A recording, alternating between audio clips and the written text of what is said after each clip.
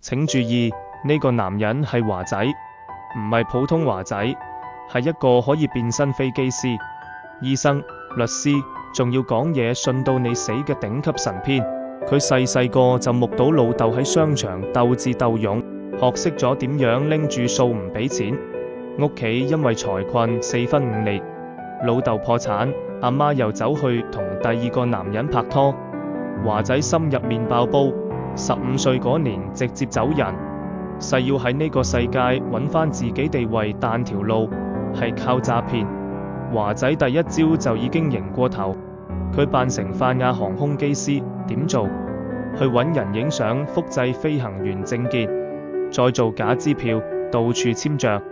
試問一個成身制服行入機場有空姐陪住嘅機長，邊個唔信？華仔就係靠住呢招，免費搭機環遊世界，仲閃走過100萬美金，真係飛天遁地無影蹤。呢個時候，奧記王牌探員焦偉出場，佢唔係好講笑，但極度專業，查案查到食聖誕餐都冇心情。佢專門調查複雜詐騙案，唔多嘴但眼光毒，留意到全國銀行都有一個假名華仔，開始落力追蹤，查到酒店，查到支票，查到人樣。點知第一次見面就俾華仔扮自己係奧記特工黃啟發，咁樣呃完焦偉再度逃走。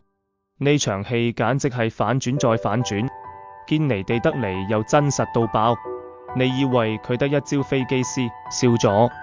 華仔下一步直接扮醫生，喺一間大醫院醫人。佢本事唔係醫術，係靠人哋唔敢質疑佢白袍同自信。佢識得即場用醫學電視劇學返嚟嘅對白頂硬上。出事嗰陣仲可以話穩定病人先，搞到個個信晒，而且仲發展咗一段愛情青霞，即係嗰個純情又信佢到入心嘅護士。華仔兇到佢老豆幫自己申請考律師資格，講真佢真係過咗，計劃同 Brenda 結婚，結果喺訂婚晚宴，焦偉大隊殺到，以為今次終於收皮啦，結果華仔又玩埋一次掟霧扮走佬，繼續逃亡。呢段真係睇到心跳加速，又驚又佩服。華仔知道奧記死咬唔放，索性升呢玩大嘢。佢揾咗幾位正爆空姐做人肉掩護，一齊入機場要亂視線。佢企中間，笑容自信，周圍係一堆人爭住影相。焦偉準備埋伏捉人，點知錯愕發現人喺群中早就走咗咗。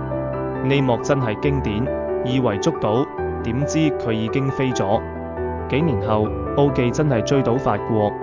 華仔因為太累唔想再逃，俾焦偉捉咗。兩個男人終於正面對決，冇打鬥，冇槍戰，但氣氛緊張過拆炸彈。焦偉帶華仔返香港時，途中講出一個震撼事實：華仔老豆已經死咗。聽到呢句，華仔崩潰，試圖走佬，結果又一次焦偉冇開槍，冇鬧人，反而俾機會佢冷靜返，以為故事完咗。華仔喺監獄坐唔夠幾年，就俾焦偉揾翻出嚟，幫奧記解構詐騙案。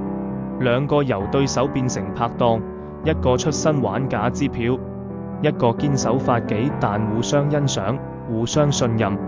到最後，華仔洗底變奧記顧問，揾正當錢，娶老婆生仔，過返正常人生活。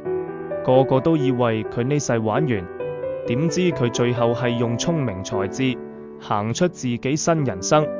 華仔唔係英雄，但佢聰明過人，走位勁過香港地鐵。焦偉唔係壞人，佢堅守正義，但都識得欣賞對手。兩人喺人生嘅唔同位置，互相影響，互相拉扯。成套戲就係咁樣，鍾意嘅朋友仔點下關注，我哋下期再見。